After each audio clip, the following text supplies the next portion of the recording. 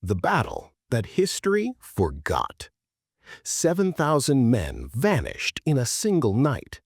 No bodies, no graves, no record.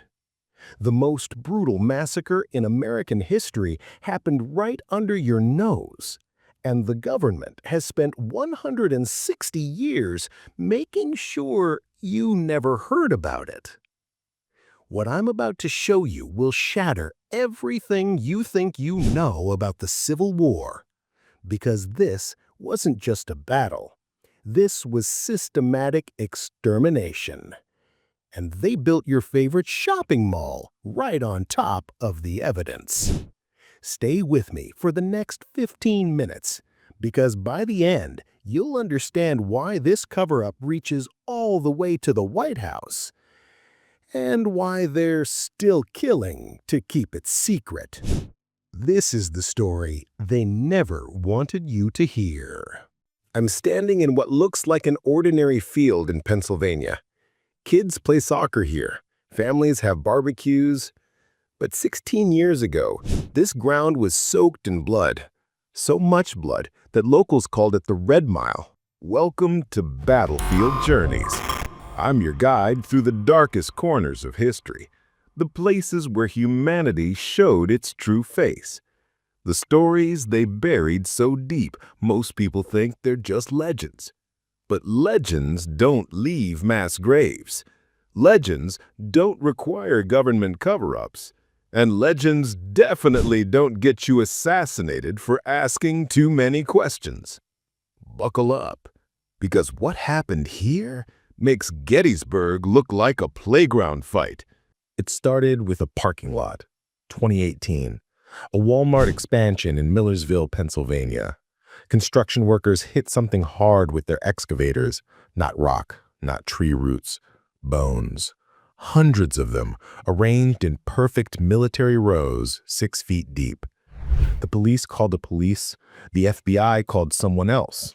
Someone with enough power to shut down a multi-million-dollar construction project in 24 hours. The official story?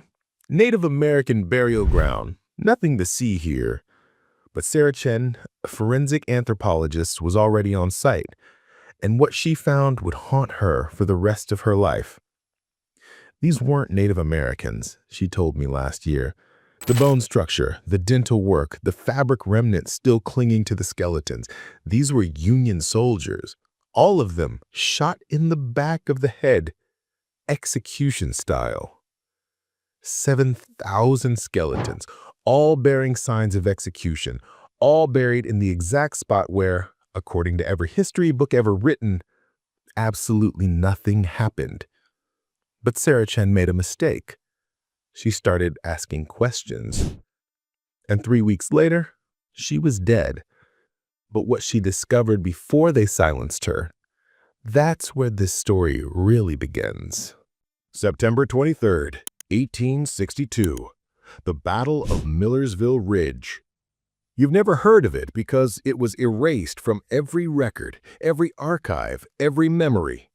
But I've found the witnesses, hidden in private letters, sealed in family attics for 160 years. Dear Martha, what we did today was not war, it was murder.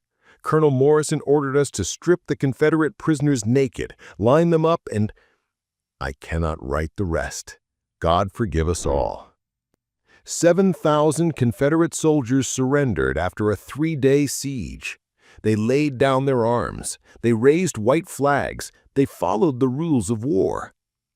Colonel James Morrison had different plans. Morrison wasn't just any Union officer. He was Abraham Lincoln's personal enforcer, his shadow, his executioner. I've found Morrison's sealed orders in the National Archives, buried so deep they required 3 different security clearances just to touch the file. Execute Order 77. No Confederate prisoners to survive Millersville engagement. National security requires complete elimination of enemy knowledge regarding Operation Northwind. Operation Northwind. A plan so secret, so horrific, that Lincoln himself ordered everyone who knew about it to be eliminated, including his own soldiers. Because those 7,000 Confederate prisoners weren't the only ones who died that night. The Union soldiers who carried out the executions, they were next. But one man escaped to tell the truth. And that's when this story gets really terrifying. Private Thomas Whitmore, 19 years old, farm boy from Ohio. He watched his commanding officers execute 7,000 surrendered men. Then he watched those same officers execute the soldiers who had followed orders. Thomas ran through the woods, across rivers, sleeping in caves. For 3 weeks, Union death squads hunted him like an animal. But Thomas was smart. He documented everything: names, dates, locations. He wrote it all down in a journal that he buried before they finally caught him. They never found that journal until now. Thomas Whitmore's journal surfaced in 2019 when his great-great-granddaughter cleaned out her attic. She read 3 pages and immediately contacted historians. Within 48 hours, she received a visit from federal agents. They offered her $2 million for the journal, cash, no questions asked. She refused. 1 week later, her house burned down. Electrical fire, they said. She survived. The journal didn't. But she had already made copies. She had already shared the most explosive pages with researchers across the country. And what those pages revealed will make your blood run cold. Because Operation Northwind wasn't just about killing Confederate prisoners. It was about something much, much worse. Lincoln hadn't just authorized mass execution. He had authorized something that would make the Nazis look like amateurs. But before I tell you what that was, you need to understand why Lincoln was so desperate to hide it. The last page of Whitmore's journal. Written in his own blood as Union soldiers closed in on his hiding place. They think this is about winning a war. It's not. Morrison showed me the real documents. This is about testing. They want to see how many Americans they can kill without anyone noticing, how much they can erase from history, how completely they can control what people remember. This is practice for something bigger. Thomas Whitmore figured it out 160 years ago. The Civil War wasn't about slavery or states' rights. It was a laboratory, a testing ground for mass population control. The techniques perfected at Millersville, the cover-ups, the erasure, the systematic elimination of inconvenient people, they never stopped using them. Every mysterious death, every disappeared whistleblower, every story that gets buried or discredited, it all traces back to Millersville, to Morrison's methods, to Lincoln's legacy. The infrastructure they built to hide 100,000 murders, it's still operational, and according to the final government documents I found, still expanding.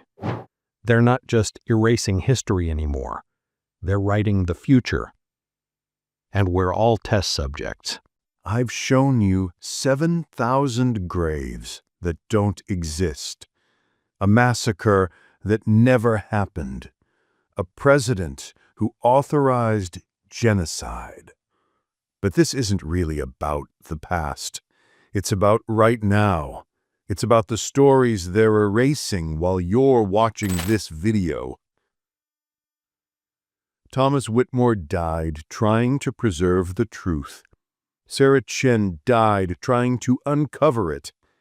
How many others have died trying to tell you what really happened in your own backyard?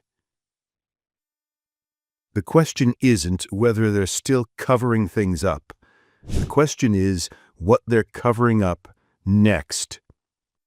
If this story changed how you see history, if it made you question what else they've hidden, then share it. because the only way to stop them from erasing the future is to remember the past they tried to bury. Next week, I'm taking you inside the most classified battlefield in America, where they're still digging up bodies, where they're still killing witnesses, where the war never really ended. Until then, watch your back. And remember, they're always watching.